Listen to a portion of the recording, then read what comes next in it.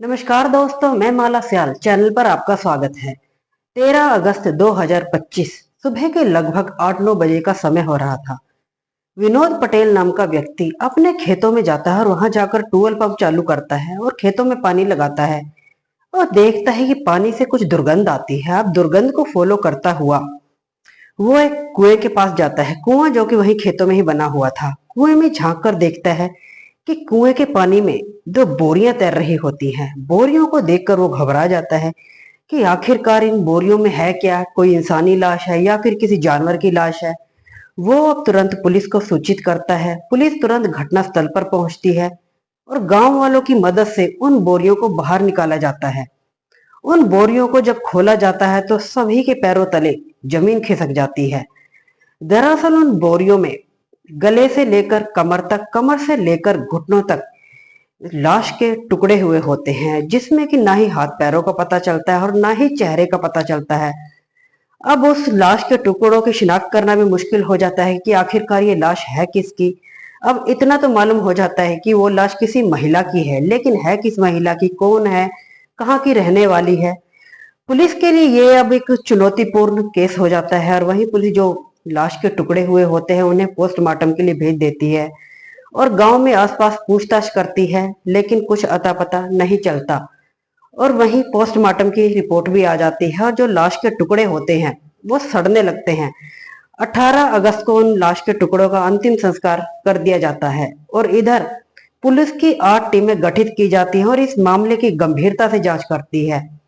आसपास के जितने भी गांव हैं वहां पोस्टर लगवाए जाते हैं और जितने भी सीसीटीवी कैमरा है उन्हें खंगाला जाता है, उनके जितने भी फुटेज होते हैं, लेकिन कुछ हाथ नहीं लगता। इसी बीच एक व्यक्ति थाना में पहुंचता है और वहां जाकर बोलता है कि साहब, ये लाश के टुकड़े शायद रचना यादव के हो सकते हैं। पुलिस अब पूछती है कि रचना यादव कौन है, तो बताता है कि रचना यादव जो कि संजय पटेल की प्रेमिका है और उसी के साथ पिछले 2 वर्षों से महबा गांव में ही रह रही है। संजय पटेल जो कि पहले से ही शादीशुदा है और 2 बच्चों का बाप है। पुलिस अब हैरान हो जाती है और वहीं जैसे तैसे करके रचना यादव के घर परिवार वालों से कांटेक्ट करती है और बात करती है। बात होती है रचना के भाई से। भाई बहन की जब इस बात को सुनता है तो तुरंत वहीं के झांसी में पहुंच जाता है और वहां जाकर पुलिस से कांटेक्ट करता है। पुलिस अब उससे पूछताछ करती है कि तुम्हारी बहन कहाँ है, तो बताता है कि पिछले 4-5 दिनों से वो अपनी बहन की तलाश कर रहा है और बहन के चलते वो संजय पटेल से बात भी करता है, लेकिन संजय पटेल बहाने बनाता है। कभी बोलता है कि सो गई है, कभी बोलता है बीमार है और कभी बोलता है कि कहीं घूमने गई है। अब बहाने पे बहाने लगाता है तो इधर उसका भाई गुस्से में आ जाता है और बोलता है कि तुमने जरूर रचना के साथ गलत किया है। तो उधर संजय पटेल बताता है कि हाँ किया है, मैंने तुम्हारी बहन को जान से खत्म कर दिया। अब जो उसका भाई होता है तो सुनकर हैरान हो जाता है, लेकिन उसे अपने कानों पर विश्वास नहीं होता कि संजय मेरी बहन के साथ ऐसा भी कुछ कर सकता है। और वहीं अपनी बहन की तलाश करता है, लेकिन उसका कुछ अता पता नहीं चलता। पुलिस के पास अब एक क्लू आ चुका था और वहीं उसी के ही आधार पर पुलिस कातिलों तक पहुंच जाती है। तो चलिए दोस्तों, इस कहानी को सिलसिलेवार से शुरुआत करते हैं कि आखिरकार पूरा मामला क्या है। मध्य प्रदेश का टीकमगढ़ टीकमगढ़ में रहने वाली रचना यादव रचना यादव की पहली शादी टीकमगढ़ में ही होती है और वहीं शादी के 5 वर्षों के दौरान रचना को 2 बच्चे होते हैं। लेकिन जैसे जैसे समय गुजर रहा था कि रचना से अपने पति से मनमुटाव होने लगते हैं, झगड़ा होने लगता है और झगड़े के चलते वो अपने मायके चली जाती है और वहां जाकर अपने पति पर केस दर्ज करती है और अपने पति से तलाक ले लेती है। तलाक लेने के बाद उसकी शादी शिवराज यादव से होती है। शिवराज जो कि उत्तर प्रदेश के झांसी जिला के टोडी फतेहपुर थाना क्षेत्र का गांव फेबा फेबा का रहने वाला होता है। शिवराज यादव से हो जाती है और जो कि शुरुआत में तो सब कुछ अच्छा चल रहा था, लेकिन जैसे जैसे दिन गुजर रहे थे कि उसका जो शिवराज का बड़ा भाई होता है वो अब रचना से रेप करने की कोशिश करता है, उसकी हत्या करने की कोशिश करता है।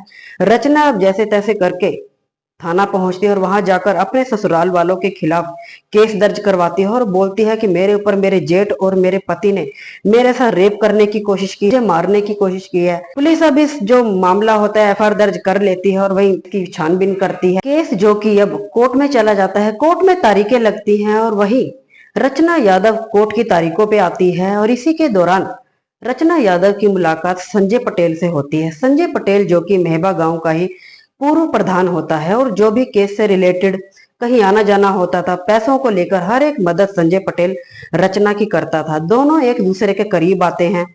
अब इतने करीब आ जाते हैं कि दोनों ही मेहबा गांव में ही लिविंग में रहना शुरू कर देते हैं और लगभग पिछले 2 वर्षों से साथ ही रह रहे थे।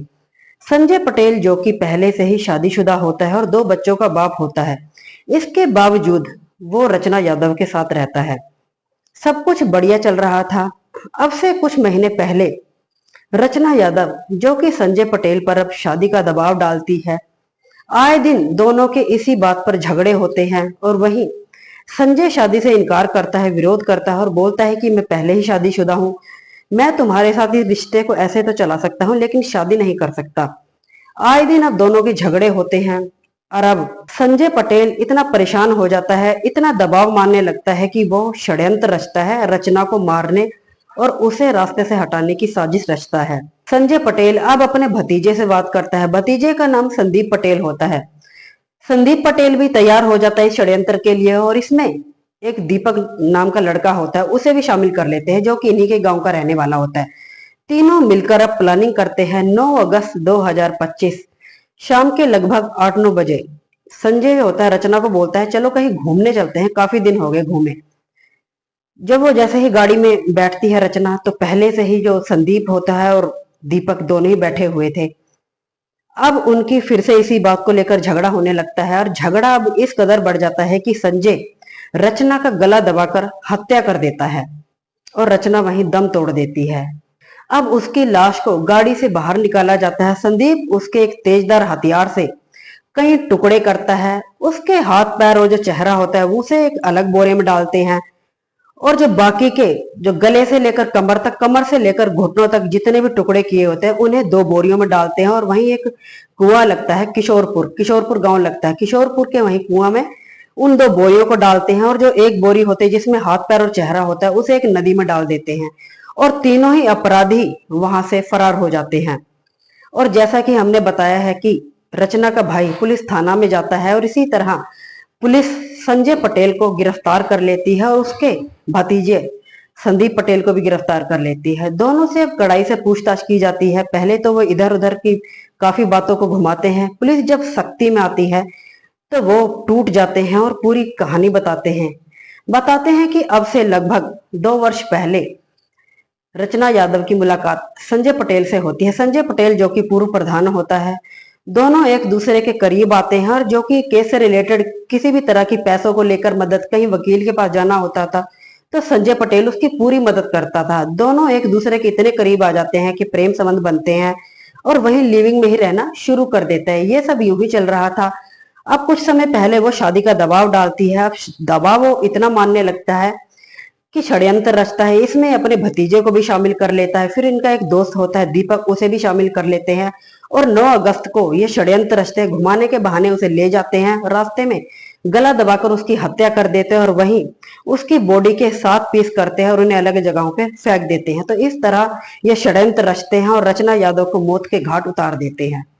पुलिस अब दोनों को गिरफ्तार करके जेल में डाल देती है और वहीं जब दीपक को इस बात का पता चलता है तो दीपक वहां से फरार हो जाता है और 2-3 दिन की मशक्कत के बाद दीपक को भी गिरफ्तार कर लिया जाता है और दीपक को जो कि मुठभेड़ में उसके एक पैर में गोली लग जाती है और उसे हॉस्पिटल पहुंचाया जाता है। उसके बयानों पे भी उसे भी गिरफ्तार कर लिया जाता है और उसे भी जेल में डाल दिया जाता है।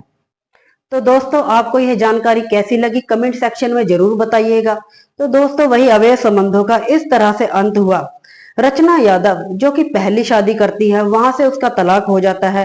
दूसरी जगह शादी करती है, वहां भी उसका जो जेठ होता है उसके ऊपर रेप की कोशिश करता है, उसे मारने की कोशिश करता है। शिवराज उसका पति, जिसका कि अब से 2 महीने पहले उसकी मौत हो जाती है। अब इसका प्रेमी संजय पटेल इसके ऊपर शादी का दबाव डालती है, ये भी इसे नहीं मिलता।